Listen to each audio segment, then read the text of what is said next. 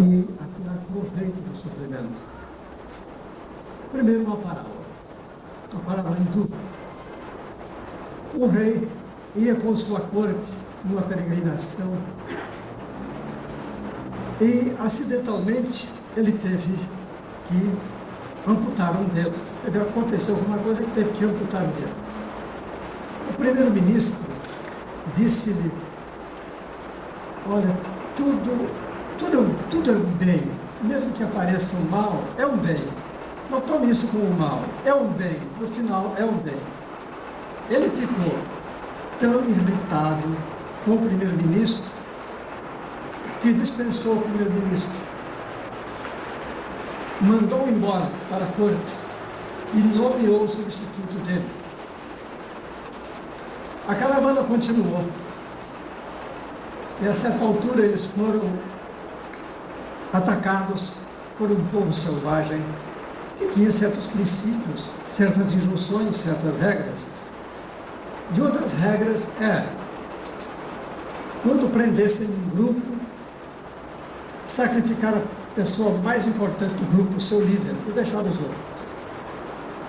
Então ele teria que ser sacrificado. Mas quando observaram, faltava-lhe um dedo. A segunda instrução do grupo era: só se sacrificam os que estiverem perfeitos, com o corpo perfeito. E ele foi então liberado. Mas então a segunda pessoa seria sacrificada. E sacrificaram exatamente o substituto do primeiro-ministro, que estava em desgraça. O rei então observou, concluiu que se não tivesse perdido o dedo, teria perdido a vida. Voltou para a corte, procurou o primeiro-ministro, chamou o primeiro-ministro e pediu desculpas a ele. E o primeiro-ministro disse: eu não tenho que desculpar, porque eu também fui beneficiado, porque se eu tivesse continuado a viagem, seria eu sacrificado.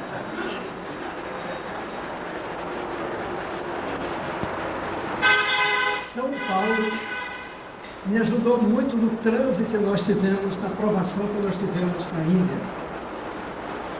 São Paulo diz: tudo concorre para o bem daqueles que amam Deus. Tudo, inclusive um acidente, inclusive uma queda qualquer de status, um despojamento, tudo concorre para o bem daqueles que amam Deus. Mas há uma condição: amar Deus. Claro que se nós não amamos Deus, algumas coisas que nos acontecem são tipicamente, inegavelmente, dolorosas, mas que nós não desejamos que aconteça. Mas quando nós amamos Deus, estamos armados com uma coragem sobre-humana.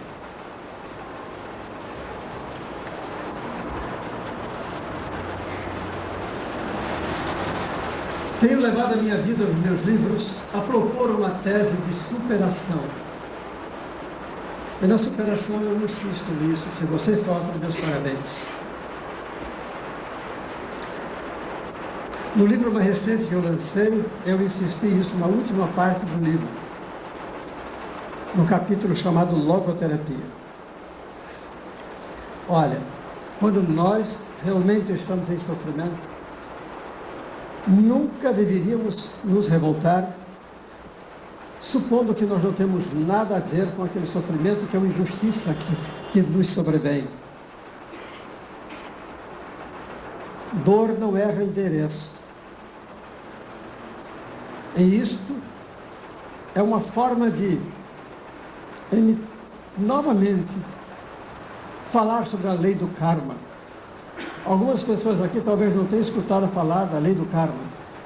Eu posso pedir que levante o braço. Quem não sabe o que é isso, levante o braço. Uma pessoa, duas pessoas não sabem o que é a lei do karma. Então, em resumo, é isso. Das leis cósmicas, a lei do karma é esta que diz que tudo quanto ocorre agora, bom ou mal, foi programado por nós no passado. nas ações que praticamos. E ação significa karma. E tudo que virá a nos acontecer no futuro será consequência do que nós estamos realizando agora. Karma, a ação do passado, determina a condição de hoje. Karma realizado agora determina a condição do futuro. Isto é uma lei inevitável. Mas muita gente supõe que de Deus nós podemos contar com absoluta misericórdia para que Ele nos perdoe de todos os nossos pecados. Sim, a lei da graça é superior à lei do karma. E Sai Baba diz que quando um devoto seu está para sofrer um karma, uma ação dolorosa, ele aparece como um amparo, ou para acelerar a apuração daquele karma, para transformar e para ele age, ele diz, como se fosse um sedativo. Quando uma pessoa tem que fazer uma cirurgia, toma uma anestesia. E a ação da graça é anestesia, mas o karma não é para. Assim, nós nos enganamos quando supomos que de Deus só podemos esperar aquilo que nós achamos que é bondade. Algo positivo dentro da nossa apreciação. A misericórdia de Deus para uma pessoa comum significa sempre algo agradável, desejável, que Deus nos concede. Se vem o oposto, isso não é de Deus. Realmente, o bem e o mal que nos acontece não decorre de uma ação da divindade, como um juiz, mas tudo que nos acontece é gerado por nós mesmos e pelo karma. No entanto, quando nós, através da vida espiritual, nos rendemos totalmente a Deus, nós vamos pagar o karma, mas ao mesmo tempo colhemos a graça. E a graça, de fato, suaviza aquilo que nós vamos fazer. O Sai Baba, sabendo dos milagres que ele opera, sabendo da generosidade com que ele materializa relógios, pulseiras, malas, anéis brilhantes, entrar na obra, já vimos, eu já vi várias vezes. As curas que ele realiza em pessoas cancerosas.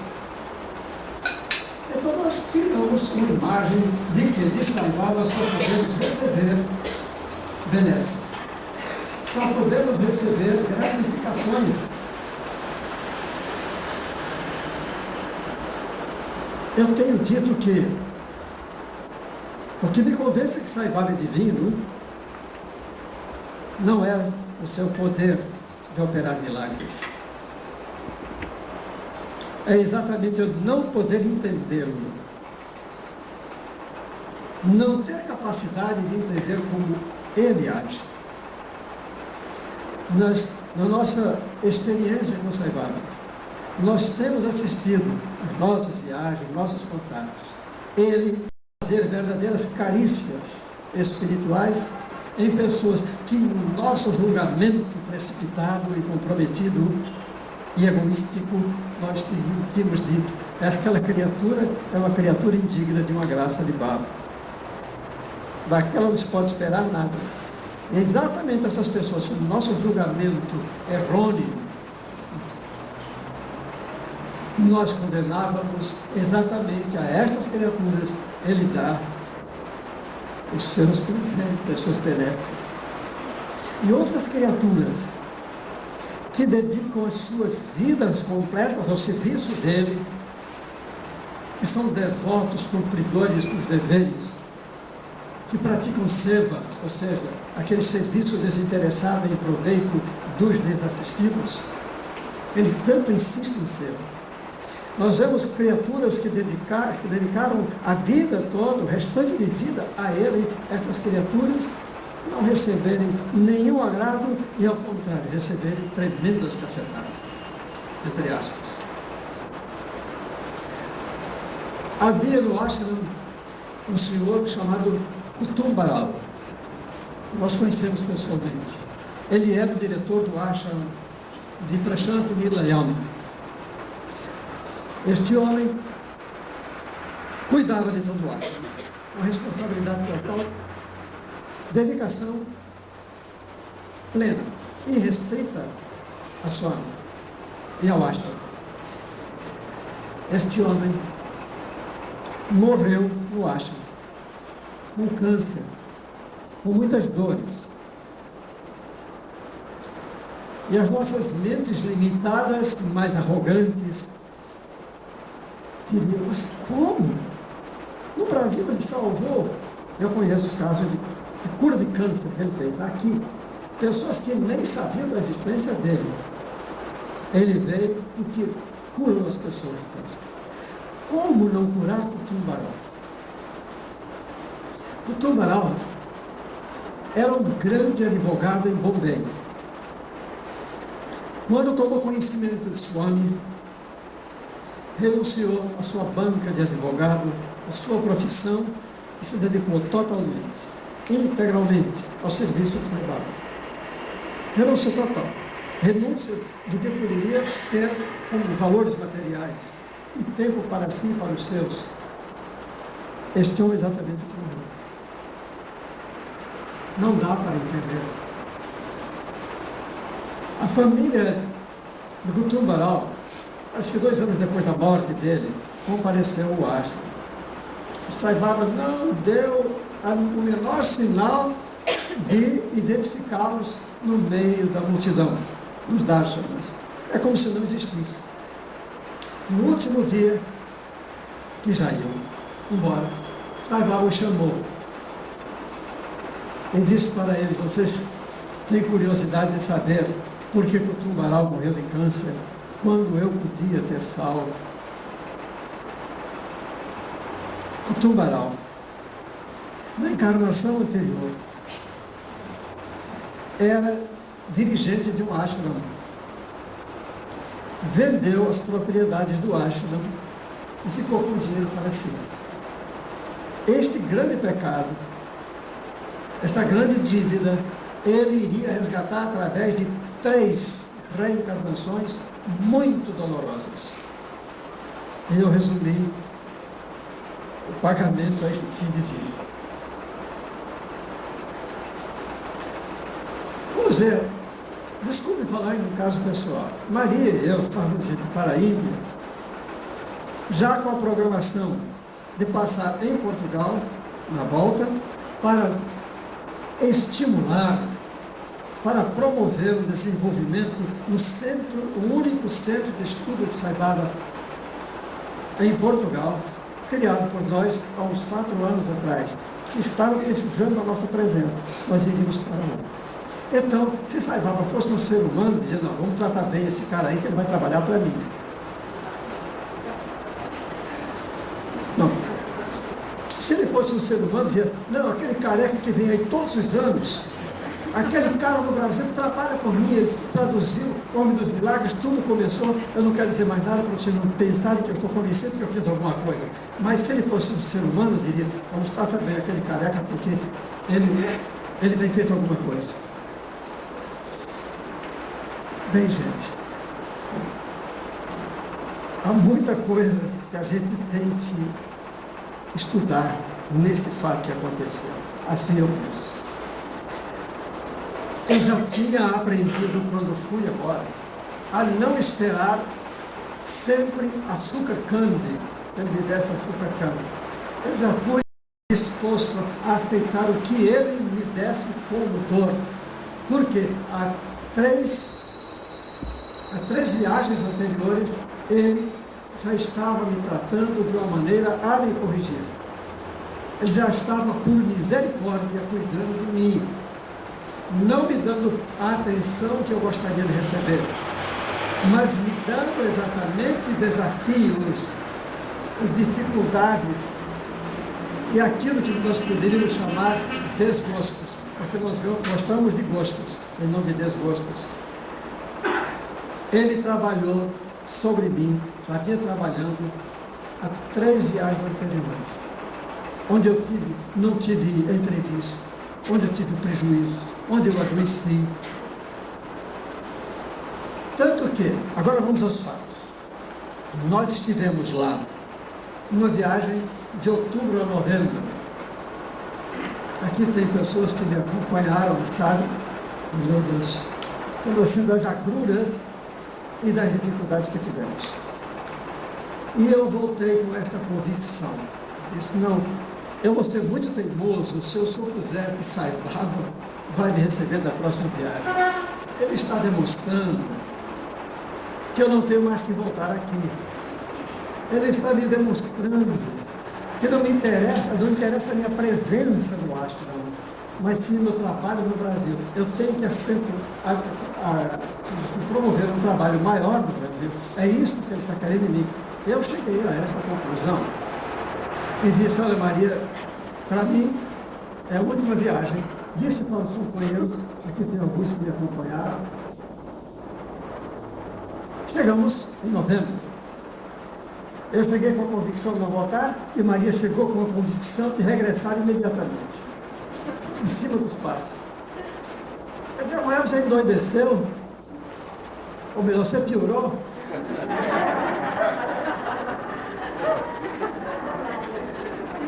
Maria, você está vendo que não dá, é uma viagem dispendiosa. Nós já tivemos um desgaste muito grande. Voltar para a Índia agora, quando eu já estou convencido que Saibaba quer que eu fique aqui. Ele já não aguenta mais a minha cara lá no meio, uma multidão, pedindo entrevista. Ele quer que eu fique aqui. E ela ficou insistindo. E como poucos anos atrás, ela estava numa síndrome de dizer que eu não a amava mais,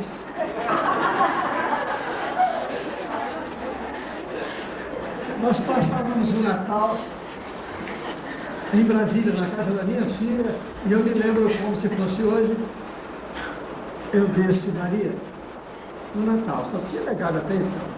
E eu, quando nego, é assim, acabo cedendo. Principalmente se ela que insiste. Maria, para provar que eu amo você, eu concordo, nós vamos ao Carinho.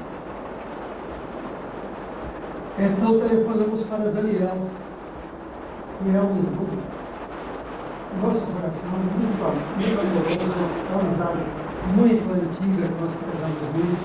E ele estava organizando um grupo em Belém do Pará. Olha a dificuldade. Se eu aqui, eu fui organizar para Belém do Pará. A coisa estava programada, estava predeterminada. E Belém do grupo aqui. E aí eu queria talvez acontecer um desastre. Mas eu tinha que ir no grupo da minha. Preparamos, aliás, quase não preparamos. Nós pegamos a mesma mala que a gente tinha esclarecido. Incrível. E vamos embora. Chegamos em Bombay, no dia 25 de janeiro, chegamos em Bombay. Passamos a noite no hotel. No dia seguinte, batemos para Bangalore. Chegamos em Bangalore, na parte da manhã. E aí Daniel resolveu ir a Bangalore, onde existe um ashram de Baba, chamado Brindavan, no bairro Whitefield, na localidade Whitefield. E Maria, nós vamos com o Daniel também. Daniel ia para a saída de Saibaba, de alguma notícia de Saibaba viu pelos próximos dias, bastaria que não fosse. E ela novamente pediu, e eu fui. Só que eu disse, durão. Aliás, vou dizer aqui a vocês, isso aqui é secreto. Quando nós casamos, eu disse, Maria, olha, no caso, com uma condição. Problemas sem importância, de importância pequena, você resolve. Agora, os problemas de importância, quem resolve sou eu. E ela concordou. E até hoje nós discutimos algo importante.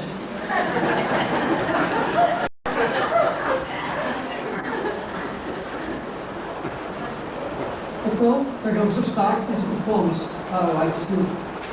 Chegamos lá, Saibaba não estava, nós entramos para dentro, para o inverno.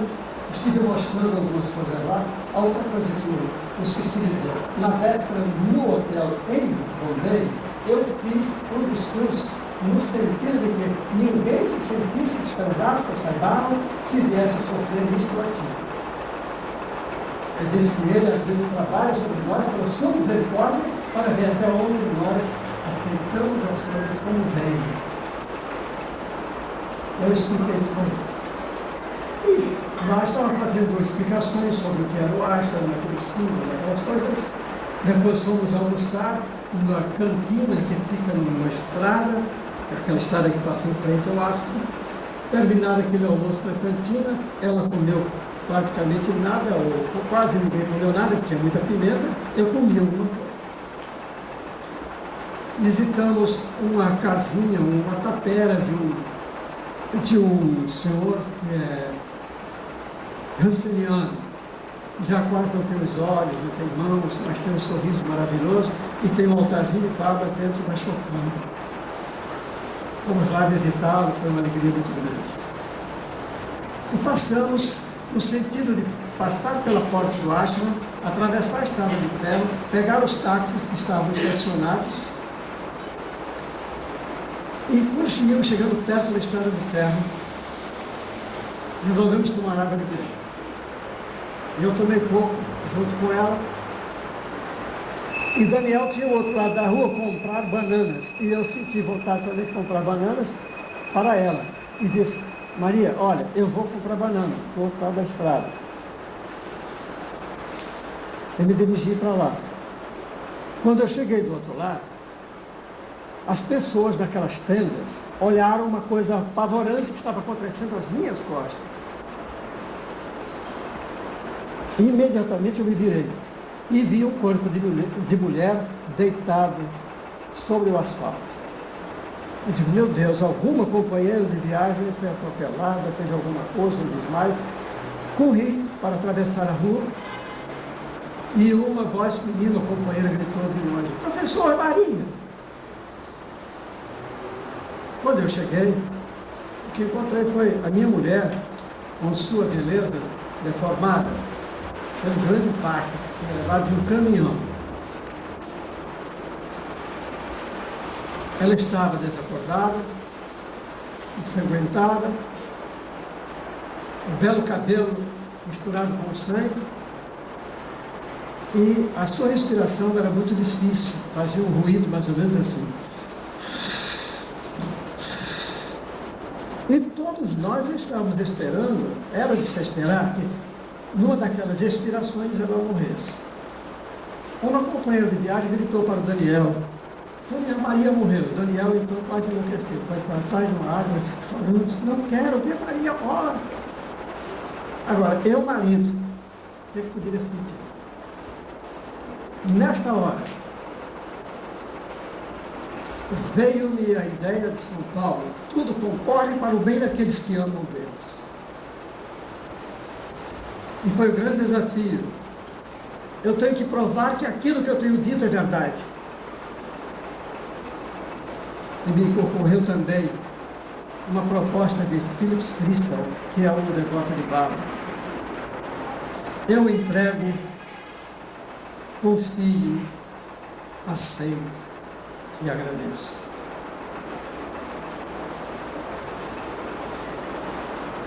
O que quer que acontecesse com minha mulher,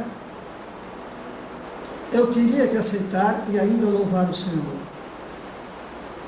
Me lembrei que isso era indispensável também para não perturbar o entusiasmo da viagem dos meus companheiros que eram tão amorosos comigo. Eu não tinha o direito de perturbar toda aquela programação que estava feita. Ajoelhei pertinho do rosto dela. O que pude fazer foi colocar a mão para que ela deitasse o rosto sobre o rosto não tocasse no asfalto. Uma mulherzinha pobre me trouxe um vaso de metal com água e me fez assim, ensinando para que eu colocasse. E eu fiz isso. Ao mesmo tempo que molhava, dizia as frases mais amorosas que eu podia e repetia sempre: meu amor, não é nada, vai tudo terminar bem, vai tudo terminar bem. A Ana Guimarães, que fazia parte do grupo, disse que foi uma coisa que ela nunca mais esqueceu: a minha cara de garoto assustado e a minha ternura com Maria. Eu pedindo a ela suportasse, aceitasse. Foi uma hora em que todos nós estávamos perguntando: e agora o que fazer? Levantá-la? E se ela tiver uma ruptura de coluna? Se tiver uma ruptura de medula? Ou se não tiver, estiver próximo a acontecer, então a remoção é um problema. Então, o médico, o ambulância, o médico. E eu continuei a fazer aquilo. E ela estava apagada. De repente ela abriu os olhos, o que ainda se via dos olhos. Meus olhos estavam com a hematoma, via tudo. Ela abriu o olho e se sentou. Aí, Richardson Vale, que aqui está filmando, e um companheiro de Fortaleza pegaram Maria, e eu fui também acompanhando. Atravessamos a estrada de ferro, foi colocada no táxi. Atrás, ele amparava o corpo de Maria e a filhinha dele, que é a Roberta, ficou do outro lado, fazendo carinhos e orando por Maria. Eu na frente, junto ao motorista, e ao meu lado um desconhecido, que tomou o táxi na hora, ao meu lado, e mandou para a polícia. Passamos na estação de polícia, e eu pedi: por favor, não nos detenha, e ele atendeu. Fomos para o pequeno hospital do Ashland, onde foi evidente que não havia recursos para atendê-la. Aí fomos para, foi indicado um outro hospital, que ficava a 30 minutos de estrada para cá. E cada vez que dava uma trepidação, imaginava o quanto ela sofria. Esse senhor que sentou ao meu lado me deu vibute, e eu fiquei colocando vibute nas partes que sangravam mais.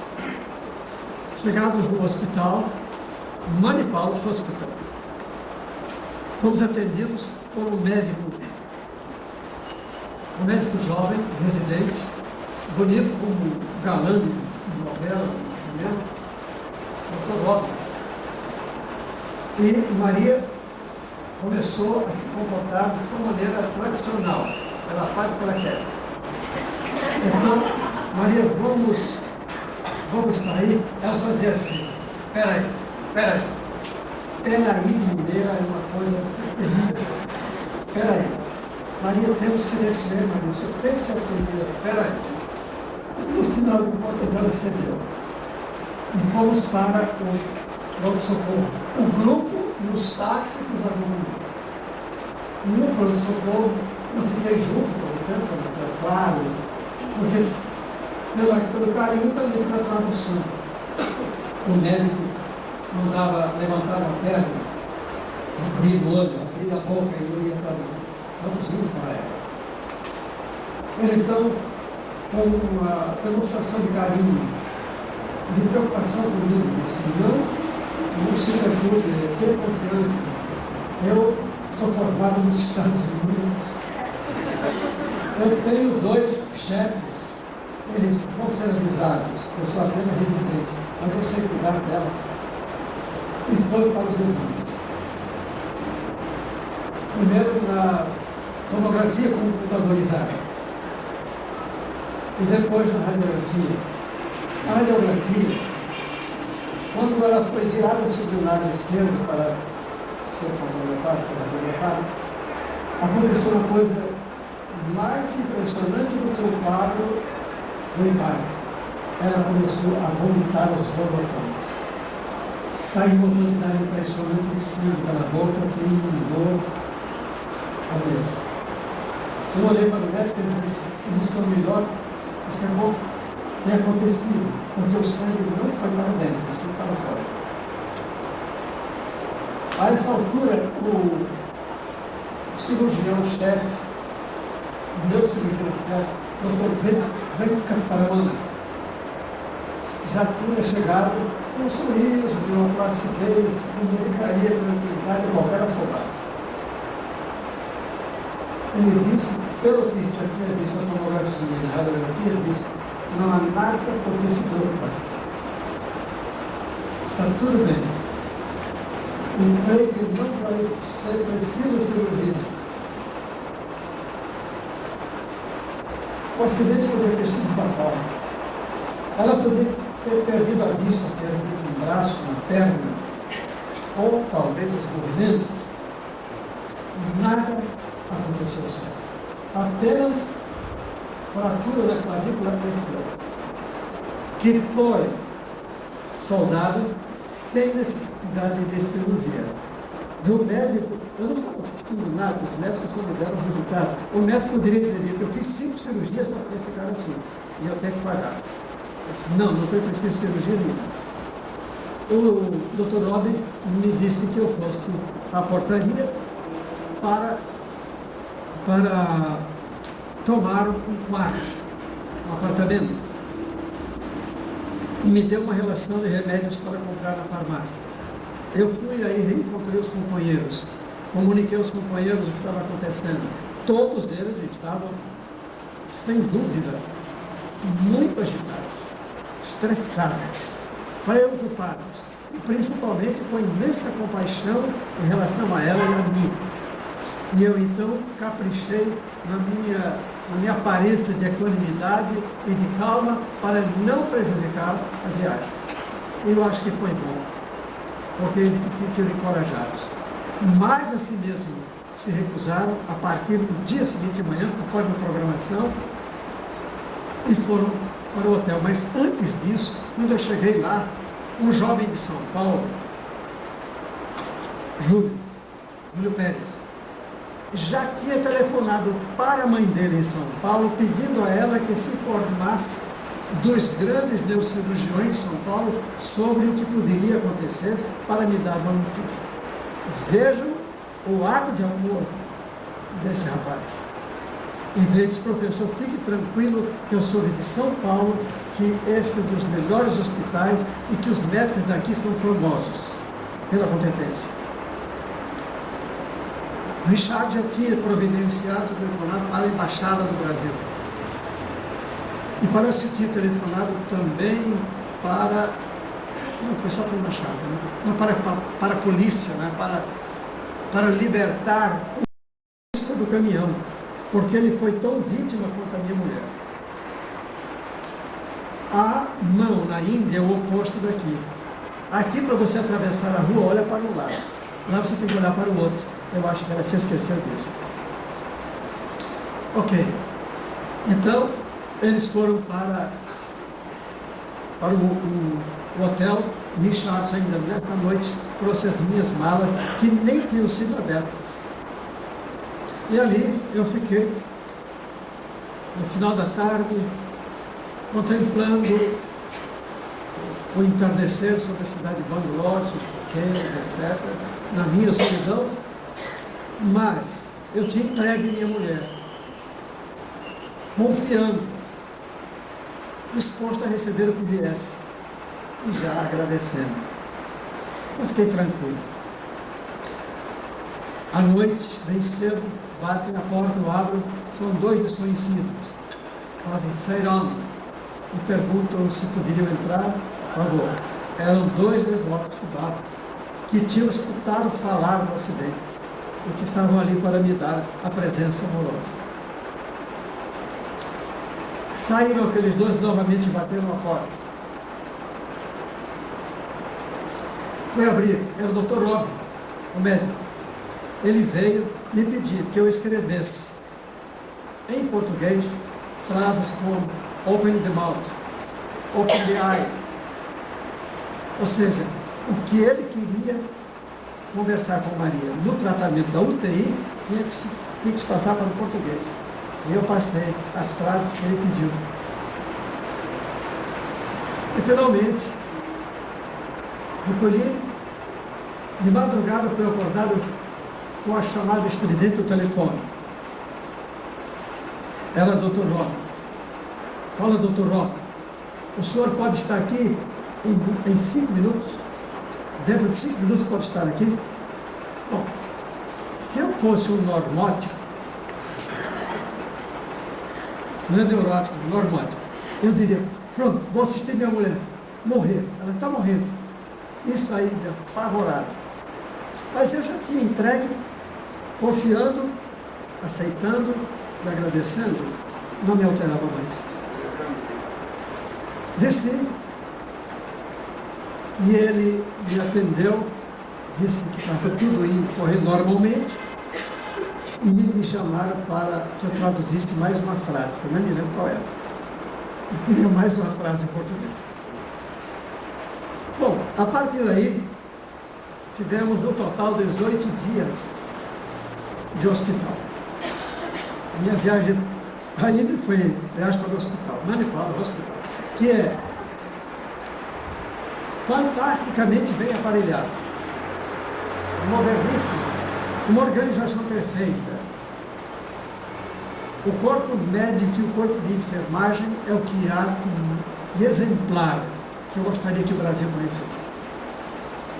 Ela foi tratada não por um médico, foi tratada por uma equipe de neurologistas. Uma equipe, um cirurgião-chefe, o Dr. Victor Tremana, por uma equipe de ortopedistas, por uma equipe de enfermeiras. A maioria das pessoas, funcionários, falavam hindi e alguns falavam inglês. Ninguém falava português. Eu era o único ocidental. Houve um dia que apareceu uma senhora russa e depois desapareceu. Fiquei eu no hospital, era o único estranho, né? O único ocidental. O hospital não tem um sistema, digamos, de nutricionistas. Havia uma cantina no subsolo. E a determinada hora aparecia um jovem perguntando o que eu queria para o jantar, o que eu queria para o almoço, para o de jejum, e eu dizia, na hora aparecia. Foi uma grande dificuldade. No princípio, eu só poderia dar a ela a recomendação médica. Líquido. Ela passou 4 dias no UTI, 72 horas na tela de oxigênio. E eu visitava toda a tarde, nesses 4 dias. Vestia aquela roupa especial e ia para perto dela. Naquelas visitas, a coisa era um pouco dolorosa, porque as enfermeiras riam muito dela, porque ela se comportava de maneira muito estranha. Ela levou um retratinho de Sai Baba com ela. Primeira vez que eu fui lá, eu disse, é seu marido, Maria. Eu disse, meu marido. Mostrou Sai Baba. Ele riu para mim, riu de mim, não me reconheceu. Tudo isso poderia ter me afetado, mas não afetou. Houve uma noite em que eu estava do lado de fora, com 2 barreiras de vidro. Eu estava do lado de fora, com 2 barreiras de vidro, e escutei uma voz feminina apavorada, gritos de uma mulher que estava sendo atacada. Eu pensei que era na rua. Depois eu fui identificar o timbre de voz de Maria. Ela estava passando por uma hora de pesadelo violentíssimo. Eu fiquei um pouco triste naquela hora. Bom, no 4º dia ela chegou na maca, com sono. E naquela manhã, Daniel, como não estava em muita parte, não tinha notícias minhas, não tinha comunicação por telefone, mas é um irmão tão querido que viajou 3 horas para ir ter comigo e saber de Maria, para viajar 3 horas de volta. E nesta visita de Daniel, ele me disse que Sai Baba, no mesmo dia que o grupo chegou, atendeu numa entrevista. E durante a entrevista, o Richard e ele pediram por Maria. E Sai Baba disse, eu estava lá, estou cuidando dela. Isso foi informado. Eu não tive dúvida que ele estava cuidando dela para melhorá-la. Também não tive dúvida que ele estava cuidando de mim para dar cacetada. Ele continuou com uma sequência de provas de si. por misericórdia, por amor a mim. E eu fiquei muito feliz porque eu sei que Ele me distingue. Ele quer que através destas provas eu opere uma transformação que eu ainda não estava conseguindo realizar. Ana Maria foi me entregue, então já não era mais solteiro. Passei 4 dias solteiro. Os espíritos falam de almas gêmeas. Maria e eu somos almas algemas. Sempre juntos. Dessa vez ela ficou 4 dias em UTI e eu fiquei na solidão do apartamento. Meditando, orando e nas horas vagas, vendo a televisão, a BBC de Londres de uma estação. Eu tinha um problema, cuidar dela 24 horas por dia. Não que não houvesse serviço de enfermagem, melhor se pode imaginar. A mãe de Silvia via logo a faxineira e fazia a coisa. Depois via 2 estudantes de enfermagem, 2 moças, com seus uniformes de brancura imaculada, sari, e mudavam a roupa de cama, davam banho nela, e depois, a partir de certo dia, quando ela pôde sair da cama, sentavam-na numa poltrona e pediram-me que comprasse óleo de coco e escova. E então escovavam o cabelo de Maria. Escovavam conversando na linguagem do Saibara, na linguagem do amor, porque eles falavam hindi ou inglês, e Maria falava português. E ali a expressão do amor mesmo.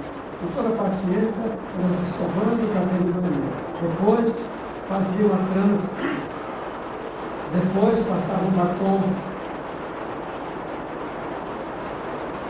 E eu estava sempre solícita. Toda vez que eu precisava, me dava um sinal, ela corria imediatamente. Havia uma faxineira que era uma mulher pobre, mas que Maria achava muito linda. De fato, era uma postura nobre, ou um carne azul escuro. Esta chegava para Maria, toda menina fazia assim, botava a mão no rosto de Maria, beijava, beijava. Uma cerimônia de amor. Ele disse, eu te amo, eu estou aqui para te proteger, eu quero que você saiba. Os médicos fazendo visita todos os dias. O problema maior é que eles me deram um benefício de alimentá-la e dar muito líquido. E ela fez greve de fome. E greve de líquido.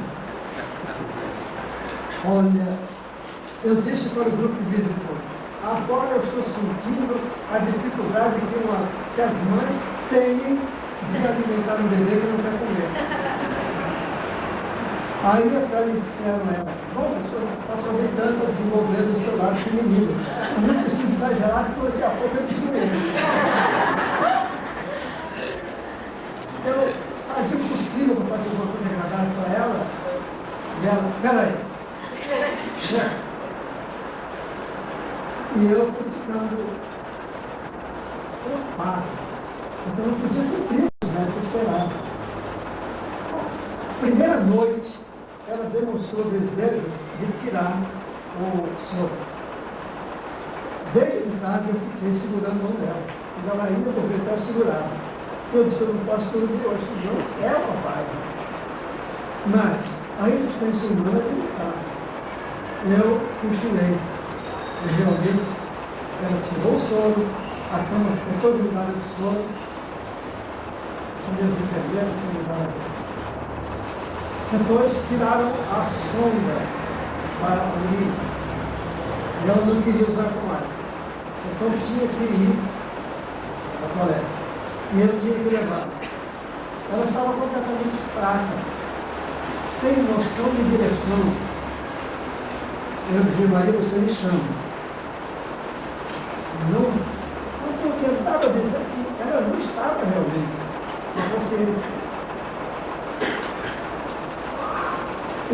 sabia fazer era procurar não dormir, mas não conseguia. E numa noite, eu estava num desses sonos rápidos e fui acordado por um estrondo no quarto. Ela estava debaixo da mesa da televisão.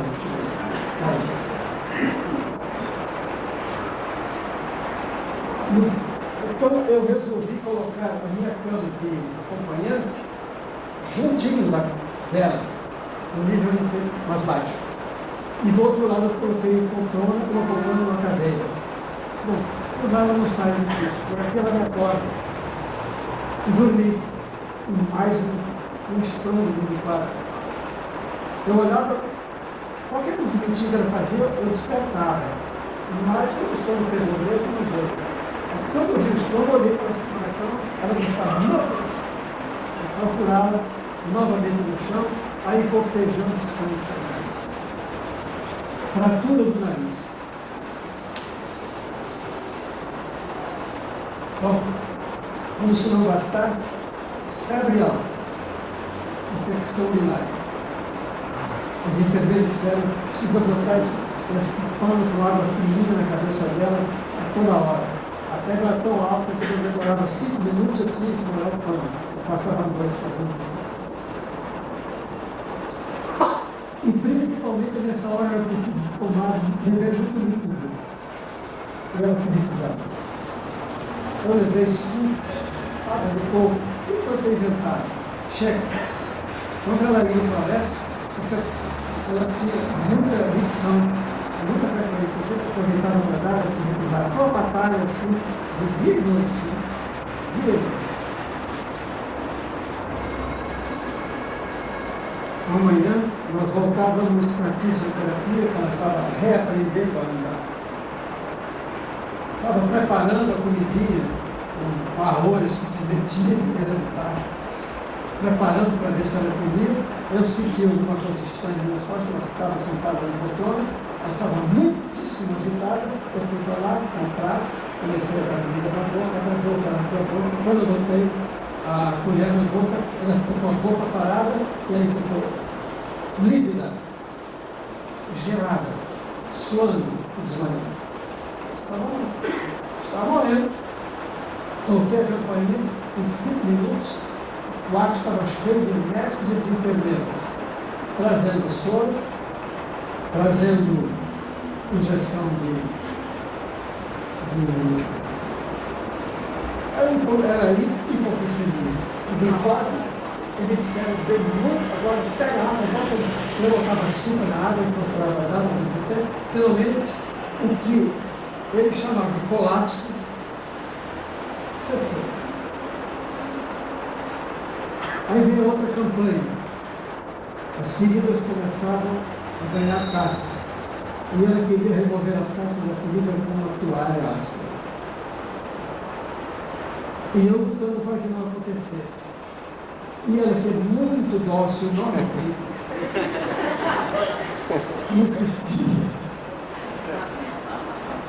e conseguia.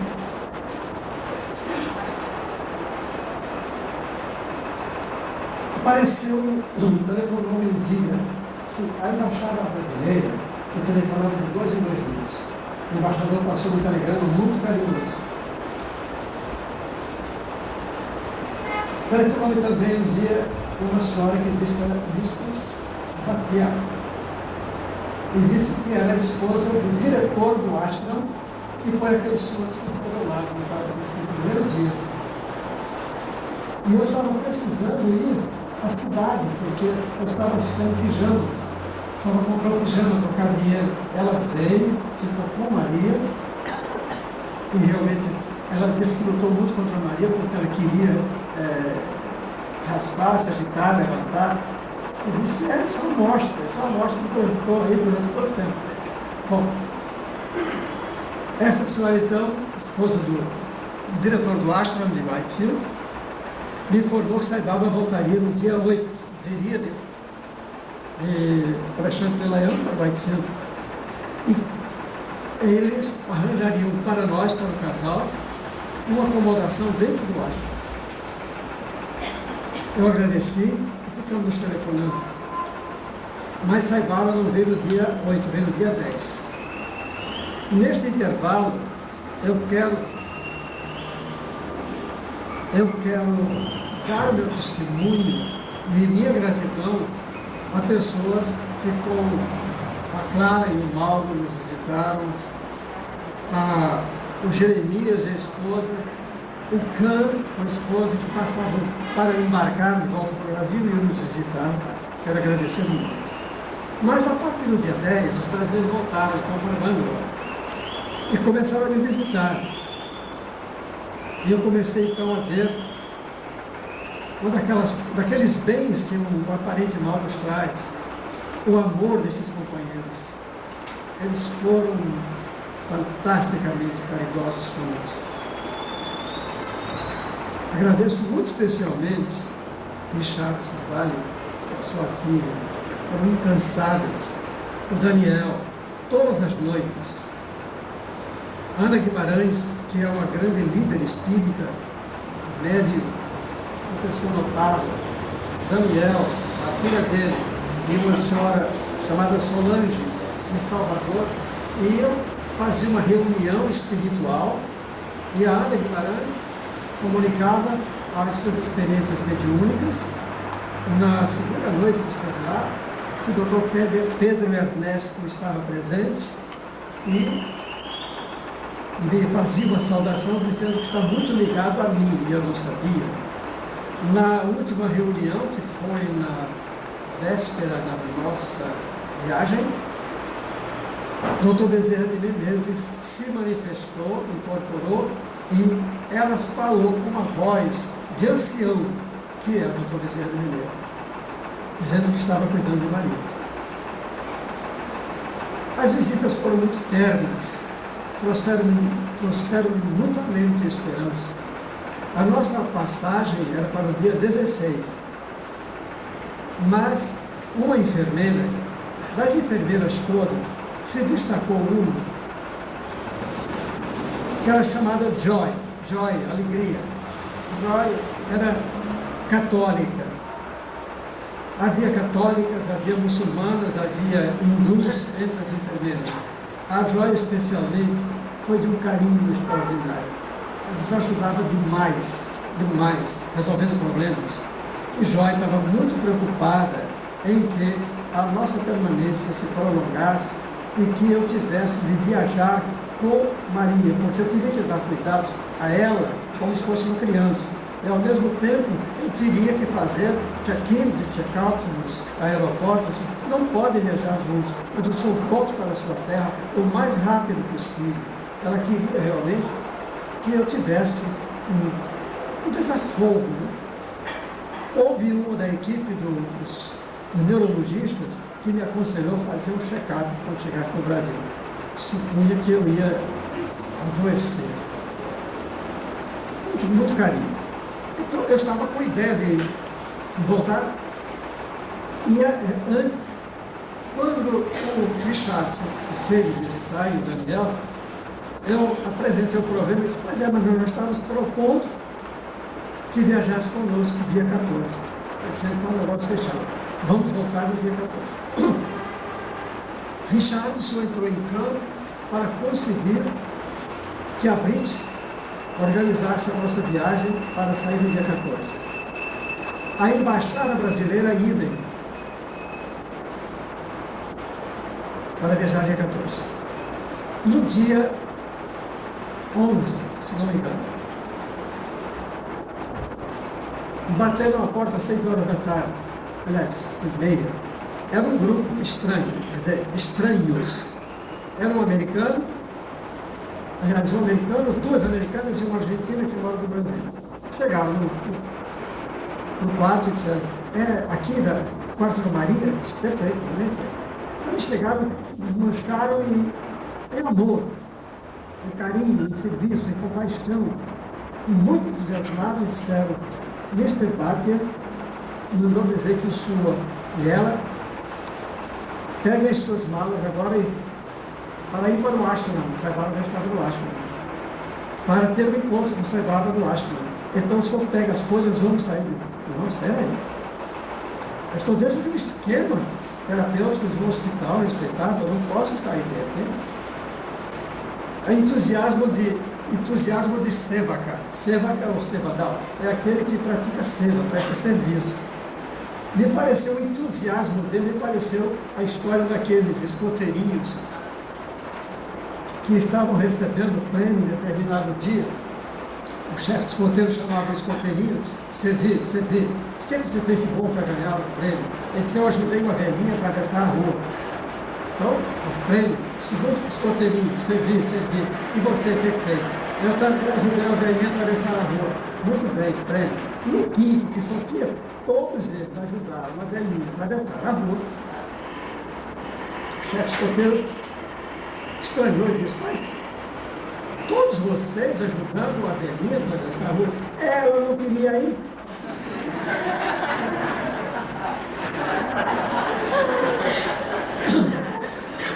Então aqueles irmãos, um americano, duas americanas, aí, a Argentina, amorosíssimos, queriam levar assim como a velhinha que tinha que atravessar a rua. Bom, aí eu me comuniquei com o Mr. Barker. Então a Mr. Barker estava, disse, então o senhor vem amanhã ao Darshan, que era Darshan no dia 12. Eles estiveram no dia 11. Dia 12. Bom, no dia 10, nessa tarde do dia 11, Beth Cabral estava nos visitando com o marido. Quando tocou o telefone, aí eu pedi a Beth para ajeitar as coisas comigo, e com o nosso médico-chefe, doutor Vincatramana, para nós irmos ter Darshan no bar. E então, fomos. Ele arranjou uma ambulância. A ambulância não é uma coisa que fica a serviço de alguém, é um hospital para as emergências. Mas ele conseguiu que a ambulância ficou esperando por nós, com uma cadeira de rodas, e então Maria foi para a cadeira de rodas, a Beth saiu empurrando a cadeira de rodas, foi para o lado das mulheres e foi para o lado dos homens. O Einstein não estava com a multidão fantástica. E quando nós chegamos tarde, eu falei, lá no fim, eu vi a Maria à distância, levantando assim longe para dentro. Mas naquele dia foi o Darshan atípico. Saibava, tinha os casamentos, etc. As pessoas começaram a sair, e eu fui me excitando até que fiquei na primeira fila olhando para a Maria. E ela, coitadinha, muito deformada, muito manchada, os hematomas. Mas não estava tanto quanto os primeiros dias. Bom, Saibava fez a coisa que eu falei. Maria e Beth ficaram do lado das mulheres, perto do portal de entrada da casa de Saibava. E Beth até pediu a filha do Daniel para comprar banana, porque Maria parece que estava fraca. E eu fiquei do outro lado, chamei o governo para que a vem comigo, vamos ficar juntos. E o Mr. Barker passou e disse, Baba passou, o menino veio de casa, ao passar, dirigiu-se a Maria, fez reboot e voltou a mão dela. E aí eu passei por um susto, porque as indianas de torno quase que ele viu na casa dele. E ele foi para o educandário, nós vamos voltar. Demorou um pouco. Mr. Barker disse, quando Saibava vier, olha, esse diretor gosta. Fique na frente dele. Pare na frente dele que ele vai parar também.